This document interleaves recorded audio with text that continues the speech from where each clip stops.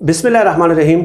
अस्सलाम वालेकुम नाज़रीन, मैं हूं जमशेद अंसारी। नाज़रीन, नवाज शरीफ साहब ने एक मखसूस साल में अपने जो माहाना आमदन है वो ज़ाहिर की। वो आगे चल के मैं आपको अपनी वीडियो में बताऊंगा। और उस माहाना इनकम के मुताबिक नवाज शरीफ साहब पाकिस्तान के जो एक आम गरीब मज़दूर दिहाड़ीदार तबका है उससे भी कम माहाना आमदनी के हामिल हैं। गोया उस लिहाज से ये साबित हो जाता है कि नवाज शरीफ साहब जो हैं वो पाकिस्तान के सबसे गरीब तरीन अफराद में से हैं और दुनिया के गरीब तरीन वज़ीर आज़म हैं। जो उनके जो माहाना इनकम उन्होंने एक मखसूस साल में डिक्लेयर की है उस पर मैं आगे चल के बात करूँगा। लेकिन पहले एक जो रिवायत है, जो एक ट्रेंड है, उसके मुताबिक थोड़ी सी बात हो जाए कि पाकिस्तान में जो टैक्स चोरी है वो एक आम सी बात बन चुकी है। किसी भी हुकूमत ने टैक्स चोरी के खिलाफ संजीदा इकदाम नहीं उठाए और अगर किसी हुकूमत ने कुछ इकदाम उठाए तो उसमें अपने मफाद को मद्देनज़र रखा। ये माजी में होता रहा है। अगर देखा जाए तो टैक्स चोरी एक संगीन जुर्म है, लेकिन पाकिस्तान में जो जितना बड़ा अरबपति है वो उतनी ही बड़ी टैक्स चोरी में मुलव्वस है। बेशतर अरबपति ख़ानदानों और ग्रुपों के बिजनेस बैरून मुल्क भी हैं, वहाँ वो बर वक्त टैक्स अदा कर रहे हैं और वहाँ वो टैक्स चोरी का तसव्वुर भी नहीं कर सकते। लेकिन पाकिस्तान में उल्टी गंगा बहती है। नवाज शरीफ के मुल्की और गैर मुल्की असासे जो हैं, जो साबित हुए हैं तहकीकात के नतीजे में, जो मुल्की और रियासती इदारों ने किए हैं और जो पनामा पेपर्स में इंकशाफात हुए थे, उससे बिलाशुबा ये साबित होता है कि नवाज शरीफ साहब अरबों खरबों के मालिक हैं। और मैंने आपको अपने एक वीडियो में ये भी बताया था कि नवाज शरीफ साहब साल 2016 में शरीफ फैमिली कैसे अमीर तरीन अरबपति ख़ानदानों की फहरिस्त में पूरे पाकिस्तान में पहले नंबर पे आ गई थी। लेकिन शर्मनाक बात क्या है? शर्मनाक बात यह है कि उनका जो 1971 से 1981 तक टैक्स का गोशवारा है, जिसकी तफसीलात खासी हैरान कुन है, बहुत हैरान कुन है। तरक्की के लिहाज से ये शरीफ फैमिली के उरूज का ज़माना था। लेकिन आप लोगों की खिदमत में मैं एक बात पेश कर दूं कि पहले ही साल यानी 1971 में नवाज शरीफ साहब ने सिर्फ 750 रुपये का टैक्स अदा किया। 1971 से 1981 के इन 10 सालों में जमा कराए गए इनकम टैक्स की तफसीलात जो नवाज शरीफ साहब की हैं और उसके बाद जो उन्होंने इन सालों के बाद जो जमा कराए हैं साल 2000 में, 2005 वगैरह इस तरह में, वो भी मैं आप लोगों की खिदमत में पेश करता हूँ। और कौन से सालों ने ऐसी इनकम डिक्लेयर की थी जिसके नतीजे में वो पाकिस्तान के आम गरीब मजदूर दिहाड़ीदार से भी ज़्यादा गरीब साबित होते हैं। 1971-72 में नवाज शरीफ साहब की जो ज़ाहिर करदा आमदनी थी वो 18,000 थी और उस पर उन्होंने टैक्स दिया था जनाब आली 750 रुपये। ठीक है। इस 1972-73 में ज़ाहिर करदा जो आमदनी थी नवाज शरीफ साहब की वो 21,000 थी और उस पर उन्होंने टैक्स दिया था 1,190 रुपये। 1973-74 में नवाज शरीफ साहब ने ज़ाहिर करदा इनकम जो थी वो 30,000 2,765 रुपये इनकम टैक्स जो है। 1974-75 में 26,000 1,400 उन्होंने टैक्स अदा किया। इसी तरह चलते जाएं। खैर 1980-81 पे आ जाते हैं नाज़रीन।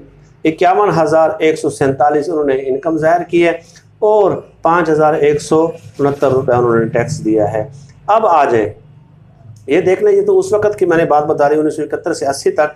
1998-99 में उन्होंने अपनी इनकम जो है नवाज शरीफ साहब ने वो ज़ाहिर की है 21 लाख रुपए। और साथ ही ये भी बताया कि 1998-99 में, यानी कि जब वो दूसरी बार वज़ीर आज़म बन चुके थे, ठीक है, दूसरी बार वज़ीर आज़म बन चुके थे, उस वक्त 21 लाख थी। और साथ ये भी बताया कि मैं 64 लाख रुपए का मकरूज़ हूँ, लिहाजा उन्होंने कोई टैक्स अदा नहीं किया बावजूद वज़ीर आज़म होने के और दूसरी बार वज़ीर आज़म होने के।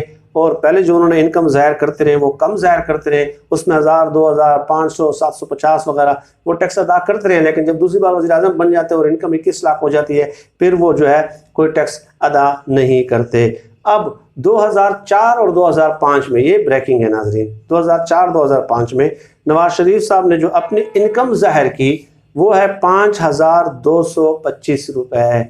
1998-99 में 21 लाख रुपए, 2004-2005 में 5,225 रुपये और 1% का टैक्स भी उन्होंने अदा नहीं किया, ना 1998-99 में, ना 2004-05 में। 2005 और 2006 में भी उन्होंने कोई टैक्स अदा नहीं किया। आप कोई बताए ना, कोई हमें समझाएं, हमें भी ये गुत्थी सुलझा के दें कि कैसे मतलब ये सब कुछ कर लेते हैं कि 25 रुपये माहाना इनकम, यार कैसे हो सकती है ये बात, ठीक है। और वो 2 बार वज़ीर आज़म भी रहे हों और मतलब है पूरे 7 बड़े आज़मों में उनकी जायदादें भी हों, तो फिर कहते हैं कि जी हम मैं क्या कहूँ। खैर, शरीफ ख़ानदान की मैंने एक वीडियो बनाई थी, वो वीडियो नाज़रीन आप लोगों ने ज़रूर देखनी है कि शरीफ ख़ानदान 2016 में अरबपति ख़ानदानों की फहरिस्त में पहले नंबर पे कैसे आया, वो वीडियो ज़रूर देखनी है आप लोगों ने।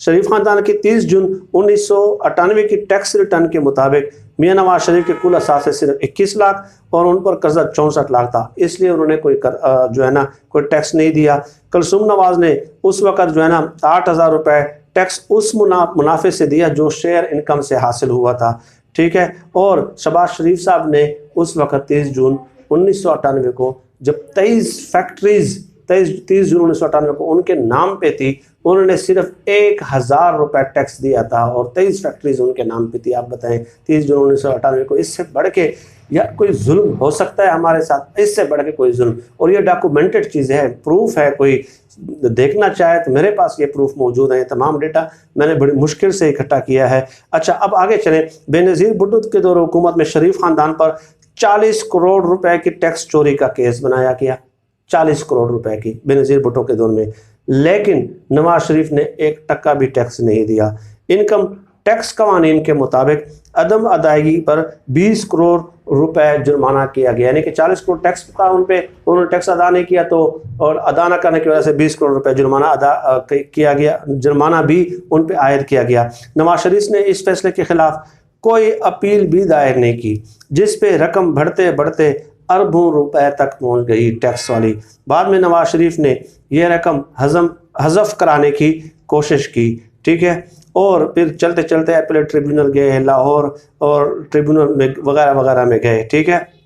1996 के आखिर में शरीफ ख़ानदान 2 अरब 99 करोड़ की डिमांड के खिलाफ, यानी टैक्स डिमांड के खिलाफ, पहले 40 करोड़ था, जुर्माना बढ़ते बढ़ते 2 अरब 99 करोड़ तक पहुंच गया, तो लाहौर हाई कोर्ट ने उनको हुक्म इम्तनाई यानी स्टे ऑर्डर दे दिया। लाहौर हाई कोर्ट ने, किसने? लाहौर हाई कोर्ट ने, जिन्होंने आज नवाज शरीफ साहब को ज़मानत दी है। इससे आगे मैं कुछ नहीं कहूँगा, बाकी आप खुद समझदार हैं। तो 1997 में बरसरे इक़्तिदार आने के बाद फिर हुआ क्या? नवाज शरीफ साहब ने जो है ना महकमा इनकम टैक्स के उन अफसरों की फेंटी लगाई, महकमा इनकम टैक्स के उन अफसरों की सरजनिश की और उन्हें इंतहाई इंतकामी कार्रवाइयों का निशाना बनाया कि आप हमसे पूछते हैं, हम टैक्स नहीं दे रहे 40 करोड़, ठीक है, और आप जुर्माने पे जुर्माने हमारे पीछे डाल रहे हैं 2 अरब तक, 2 अरब और 99 करोड़ तक आपने पहुंचा दिया। आपका क्या ख्याल है, हम टैक्स देने वाले हैं?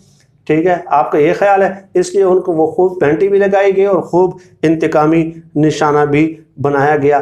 किन महकमा इनकम टैक्स के अफसरान को उन्होंने पेंटी लगाया? जिन्होंने इत्तेफाक ग्रुप ऑफ इंडस्ट्रीज पर 2 अरब 55 करोड़ रुपए का टैक्स लगाया था। गोया यहाँ पे हम कारोबार करेंगे, हम यहाँ पे कारोबार को वसअत देंगे, हम जो है ना यहाँ पे सियासत में आकर तिजारत को फ़रोग़ देंगे। लेकिन ये मुल्क चूँकि हमारा है, बनाई हमारे लिए है, ये हमारी जागीर है, ये हमारी विरासत है, ये हमारी मलकियत है, इसलिए इस पे टैक्स लेने का इस्तेहकाक किसी को हासिल नहीं है। और अगर हासिल है तो भाई फिर वो ये एक ताना दे देते हैं कि वक्त हमेशा बदलता रहता है, जब हमारा टाइम आएगा तो हम आपके साथ देख लेंगे, 2-2 हाथ हम आपके साथ कर लेंगे।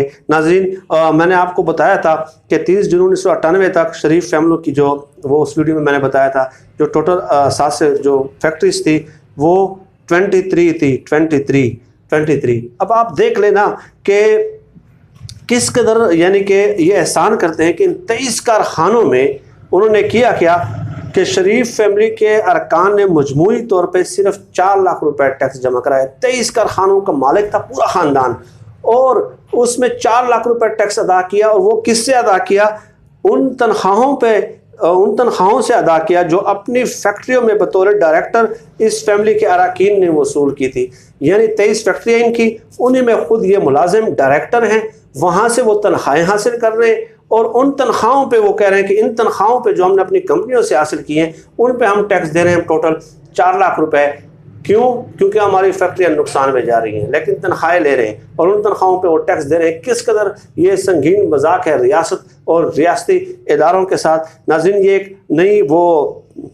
एक नई एस्पेक्ट था, नया एस्पेक्ट था और मैं आप लोगों के सामने इन लोगों के कारनामे वक्तन फ़वक्तन पेश करता रहूँगा। मेरे ख्याल में आज के लिए इतना ही बहुत है। आप सब लोग अपना बहुत बहुत ख्याल रखिएगा और मुझे अपनी दुआओं में खुसूसी तौर पर याद रखिएगा। अल्लाह हम सब का हम जो नासिर पाकिस्तान जिंदाबाद। अल्लाह हाफ़िज़।